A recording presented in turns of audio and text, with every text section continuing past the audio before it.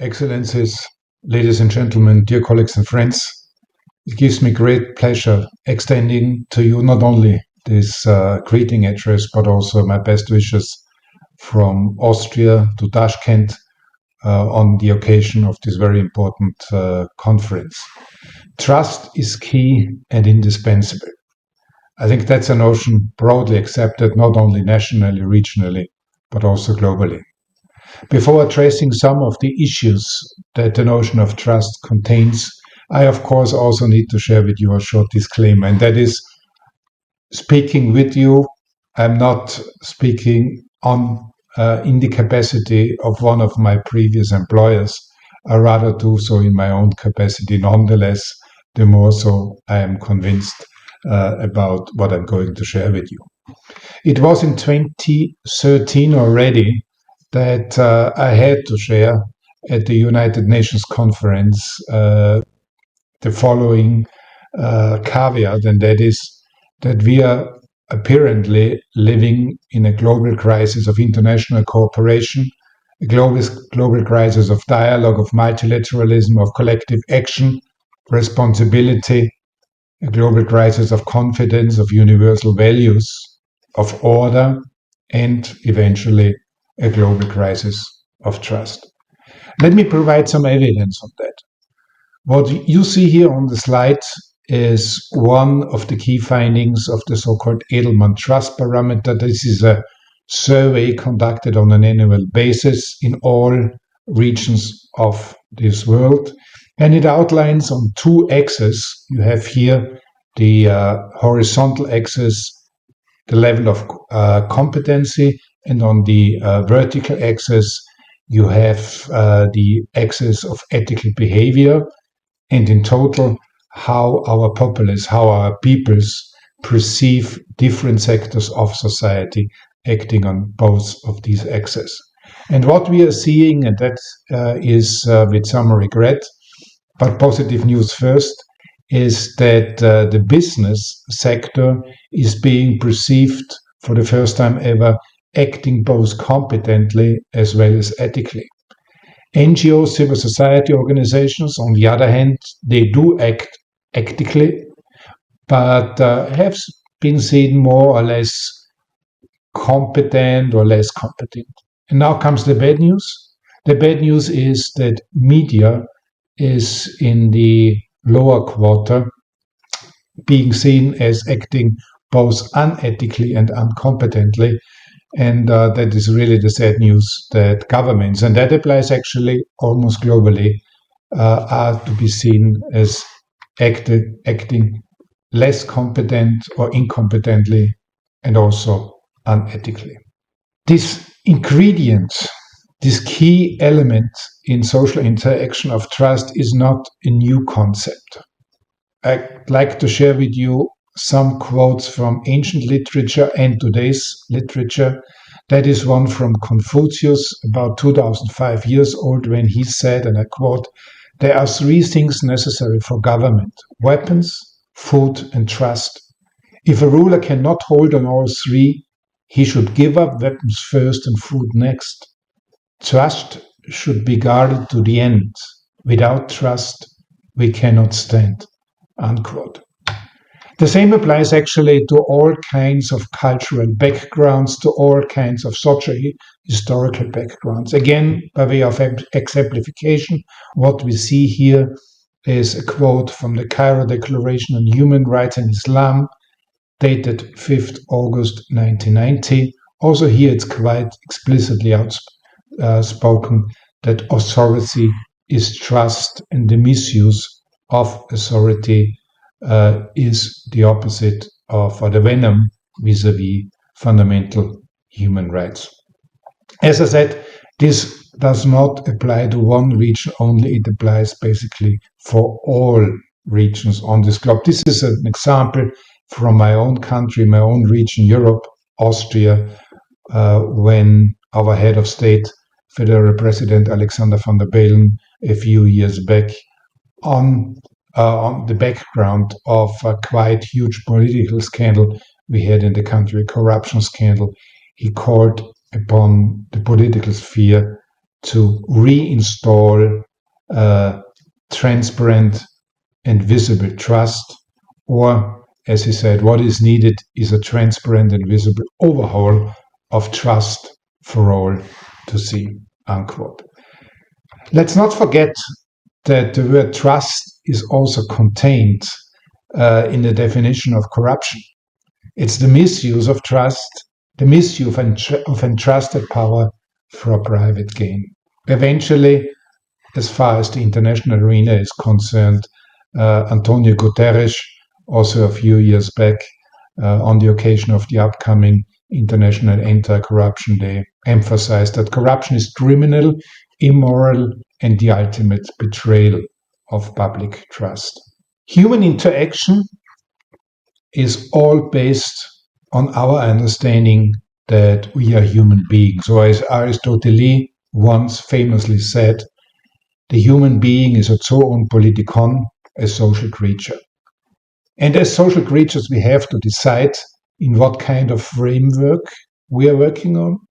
We are interacting, we are collaborating, cooperating with each other, or what kind of systems, what kind of mechanisms we allow to shape that interaction.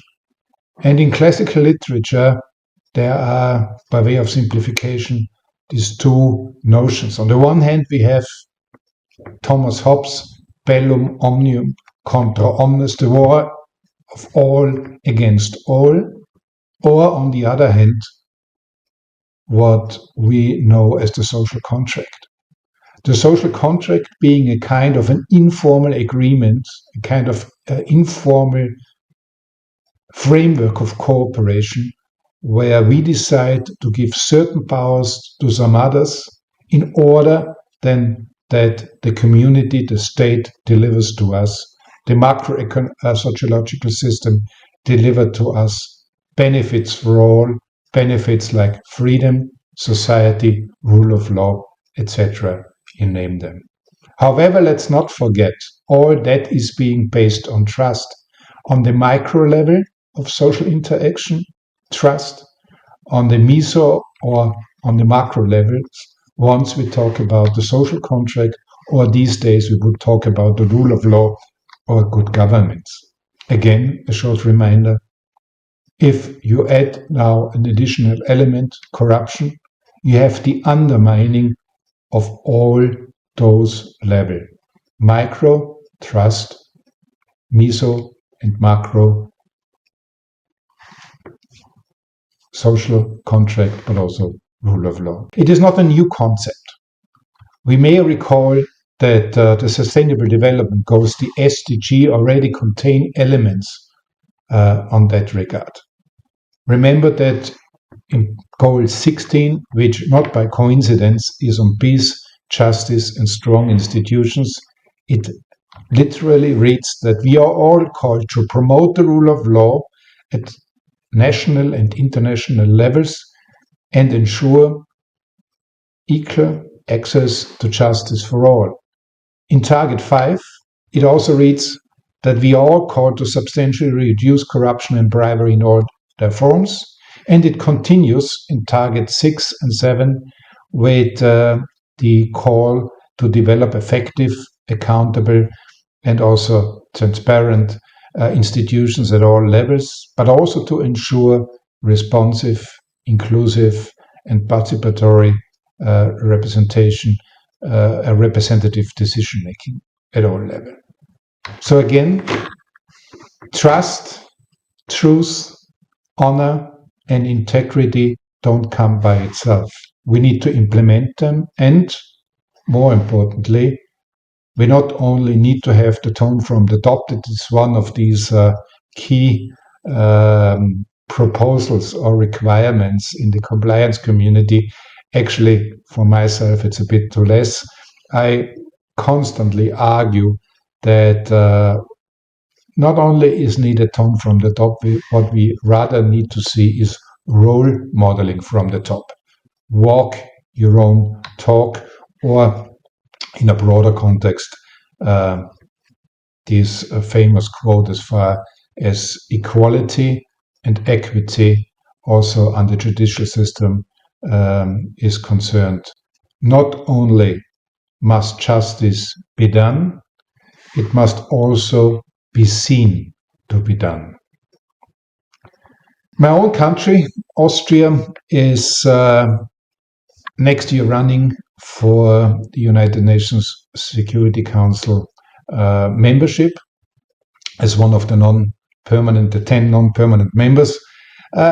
However, it's not that very much about promotion of these Austrian candidacy here. What is more important is that also with their key slogans being partnership, dialogue, and trust. Trust is among the key ingredients of this upcoming candidacy to the United Nations Security Council. So in a nutshell, let me, with your permission, recall what I had the great honor of addressing the United Nations General Assembly when I was at the UN Summit on the adoption of the SDGs 2015 in September. And at that stage, I had the pleasure reminding the audience that corruption is the antithesis vis-à-vis human rights. It's the venom vis-à-vis the rule of law, the poison for prosperity and development, the reverse of equity and equality. And therefore, investing in anti-corruption, education, and empowerment is the smart way towards sustainable development, safeguarding human rights, and strengthening the rule of law. Also, unquote here. In conclusion, again, let me extend my very, very best wishes for a most successful and the most collaborative conference in beautiful Tashkent, which I had the opportunity to visit quite many times already. And I'm looking forward to, of course, also doing that in the future.